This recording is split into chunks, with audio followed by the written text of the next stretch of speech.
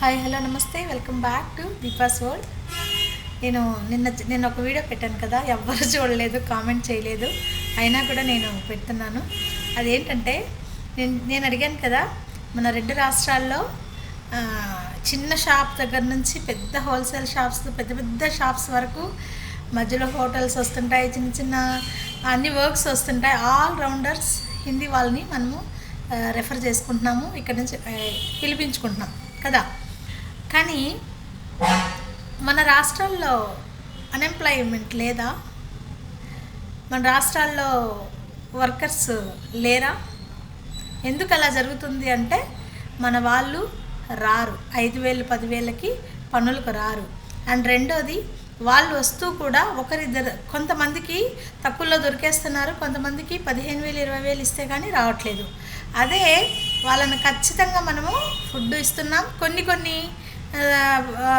వర్క్స్లో food పెడుతున్నారు, room ఇస్తున్నారు, అన్ని సౌకర్యాలు, రెసిడెన్సీ అంతా ఇచ్చి వాళ్ళకి ఆ డబ్బులు ఇస్తున్నారు, దానికి వాళ్ళు ఒప్పుకుంటున్నారు. అదే మన వాళ్ళు ఖచ్చితంగా రావట్లేదు.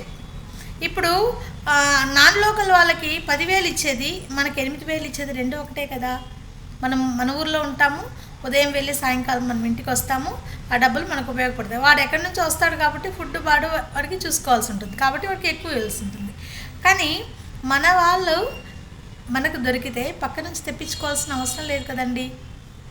ఆలోచించండి ఒక్కసారి. యువత ఫస్ట్ ఎవ్వడికి స్టార్టింగ్లోనే లక్షలు వేలు ఇచ్చేయరు కదా జీతాలు. స్టార్టింగ్లో రూపాయి నుంచే మొదలెడితే లక్షల కోట్లు అవుతాయి కదా. జీతాలు కూడా అంతే, తక్కువ నుంచి స్టార్ట్ అయితే ఎక్కువ వరకు మనకు మన పనిని బట్టి, మన అనుభవాన్ని బట్టి జీతాలు పెరుగుతాయి. కాబట్టి ఖాళీగా ఉండేవాళ్ళు, యూత్ కానీ ఎవరైనా సరే, మిడిల్ క్లాస్లో ఉండే లేడీస్ కానీ ఎవరైనా కానీ తక్కువ జీతం అని స్టార్టింగ్లో ఆపకండి. ఫస్ట్ ఎవరైనా తక్కువే ఇస్తారు జీతాలు, తర్వాతే పెరుగుతుంది మన పనిని బట్టి. మనము ఎక్కువ ఇవ్వాల్సిన ప్రాధాన్యత పనికి. మనం పని బాగా చేస్తున్నామా, మనం వెళ్ళిన వర్క్ బాగుందా లేదా, అదొకటే చూసుకోండి. ఎందుకంటే ఈ వీడియోని ఎవరికైనా వస్తే స్క్రోల్ చేయకండి, దయచేసి చూడండి.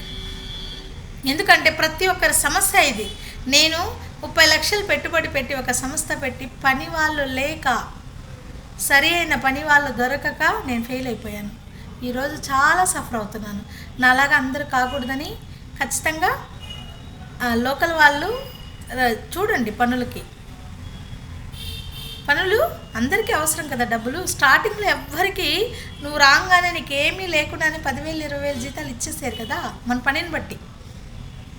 పక్క వాళ్ళకి పోనీయద్దండి, అదేదో మనమే తీసుకుందాం, మనమే డెవలప్ అవుతాం కదా. ఖాళీగా ఇంట్లో కూర్చునే బదులు వస్తే ఒక 5,000 10,000 వేణీళ్ళకి చల్లీలు అన్నట్లు సహాయం ఉంటుంది కదా.